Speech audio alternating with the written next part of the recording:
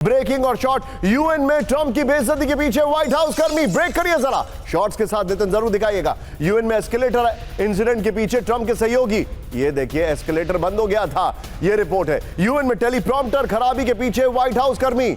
Nitin breaking में पढ़ता रहूंगा, 2 विंडो दिखाइए जरा। व्हाइट हाउस के वीडियोग्राफर ने बंद किया था एस्केलेटर, ये जानकारी आ रही है। दोनों विंडो दिखाइए।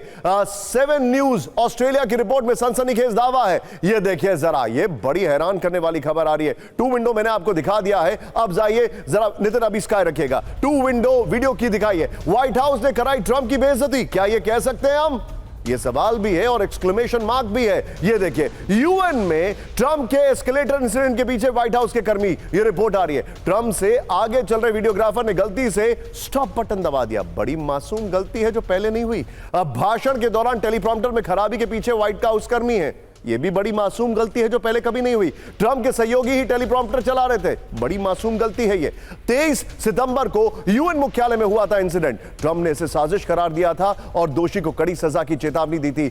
7 न्यूज ऑस्ट्रेलिया के हवाले से जानकारी आ रही है। यूक्रेन की रूस पर बहुत बड़े हमले की तैयारी। 11 यूक्रेनी फाइटर जेट के आसमान में उड़ान, इस वक्त की बड़ी खबर। ब्रिटेन के स्टॉर्म शैडो लेस यूक्रेन के फाइटर जेट स्टॉर्म शैडो से हमले की तैयारी को लेकर रूसी टेलीग्राम चैनल का दावा। ब्रेकिंग और शॉर्ट दिखाइए, ये इस वक्त की बड़ी खबर है। स्क्रीन पर लेजेंड्स आपको दिखाई दे रहे हैं इस वक्त, हमारे खास मेहमान क्रीमिया। ये देखिए, अब इस सब के बीच में एक और बड़ी खबर, फ्लोर ब्रेकिंग। क्रीमिया रूस को जोड़ने वाले कर्ज ब्रिज पर हमले का अलर्ट। ब्रेक करिए जरा, कर्ज ब्रिज पर स्टॉर्म शैडो से हमले की आशंका। कर्ज ब्रिज को रूस ने अस्थायी तौर पर किया बंद। कर्ज ब्रिज की सुरक्षा में तैनात डिफेंस सिस्टम। नितिन ब्रेकिंग और शॉर्ट, हमले की आशंका के बाद ब्लैक सी में रूस ने अपनी गश्त बढ़ा दी है। ये बड़ी खबर मैं दिखा रहा हूं। दोनों ब्रेकिंग, दोनों शॉट दिखाइए नितिन जरा। दोनों ब्रेकिंग, ये पुराने शॉट से, फाइल शॉट से, दोनों ब्रेकिंग, दोनों शॉट दिखाइए। ये इस वक्त की बड़ी खबर। एक और बड़ी खबर सीधे आइए, फ्लोर ब्रेकिंग। पीस समिट स्थगित होने से बौखलाया यूक्रेन। ब्रेक करिए, ब्रियांस्क में केमिकल प्लांट पर यूक्रेन का हमला। रूस के ब्रियांस्क पर लॉन्ग रेंज मिसाइल से हमला। ब्रेकिंग और शॉट नितिन, यूक्रेनी मिसाइल को नहीं रोक पाया रूस का एयर डिफेंस सिस्टम। ये देखिए जरा, ये ब्रियांस्क में बहुत बड़ा हमला किया गया है। ये बड़ी खबर मैं आपको दिखा रहा हूं। इस सब के बीच में एक और बड़ी खबर सीधे आइए, आज की सबसे बड़ी खबर। फुल स्क्रीन ब्रेकिंग पहले और फिर शॉट्स के साथ। बड़ी खबर, रूस के ब्रियांस्क पर यूक्रेन का ब्रिटिश मिसाइल से हमला।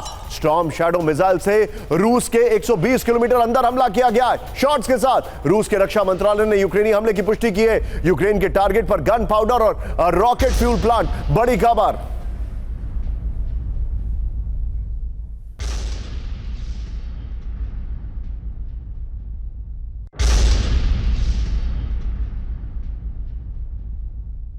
की बड़ी खबर, ये देखिए जरा, रूस के अंदर नेटो हथियारों से हमला। यूक्रेन ने ब्रिटिश के स्टॉर्म शैडो मिसाइल से ब्रियांस्क पर हमला कर दिया। इस वक्त की बड़ी खबर। नितिन ब्रेकिंग और शॉट दिखाइए जरा। ये देखिए जरा, रूस के 120 किलोमीटर अंदर ब्रियांस्क केमिकल प्लांट पर हमला किया गया है। रूसी डिफेंस सिस्टम को भेदते हुए स्टॉर्म शैडो ने सफल स्ट्राइक की है। ये बड़ी खबर मैं दिखा रहा हूं। एक और शेयर ग्रुप, ये देखिए स्टॉर्म शैडो। नितिन इसी खबर की ब्रेकिंग और शॉट रखिएगा, बल्कि स्टॉर्म शैडो वाली ब्रियांस्क में जो अटैक हुआ है नितिन, वो वाले शॉट्स दिखाइए जो इससे पहले वाले शॉट्स आप दिखा रहे थे। स्टॉर्म शैडो की ताकत ये देखिए, 250 से 400 किलोमीटर रेंज है। रफ्तार subsonic mach 08, warhead, bunker, rocket fuel, गोदाम या कंक्रीट बिल्डिंग भेदने में सक्षम है। जमीन के करीब उड़कर रेडार को चकमा देने में सक्षम है। फाइटर जेट से जमीन पर सटीक हमला किया जाता है। इस सब के बीच में एक और बड़ी खबर, ब्रेकिंग और शॉट। नितिन फुल स्क्रीन पर, मुझे मत कट करिएगा, सीधे आइए। रूस के खिलाफ यूक्रेन की सिक्योरिटी सर्विस का एक्शन देखिए। सीक्रेट बेस पर खड़े लाइट इंजन विमानों को तबाह कर दिया गया है। ब्रेकिंग और शॉट, यूक्रेनी ड्रोन को रोकने में होता था इस्तेमाल। बड़ी खबर,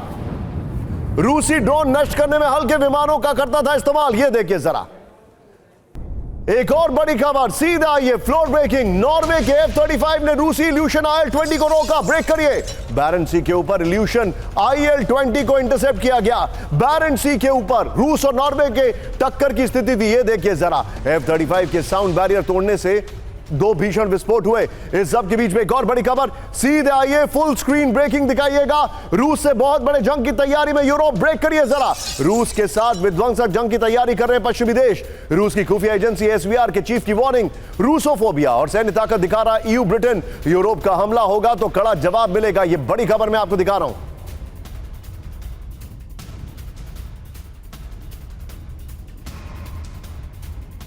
ये जरा रूस पर हमले की तैयारी, पश्चिमी यूरोप रूस के साथ बड़े जंग की तैयारी कर रहा है। ये देखिए ईयू और ब्रिटेन सिर्फ रूसोफोबिया और सैन्य शक्ति बढ़ा रहे हैं। ये बड़ी खबर है। ईयू और ब्रिटेन को लेकर रूस के एसवीआर प्रमुख सर्गेई नारishkin का यह दावा है 2030 से तक 800 बिलियन यूरो बजट के लिए प्रतिबद्ध है। नितिन, स्टॉर्म शैडो वाली खबर को बगल में रखिएगा, स्टॉर्म शैडो वाली खबर को, और सीधे चलिए मेरे साथ अतुल सर मौजूद हैं। Atul sir, what is your hunch?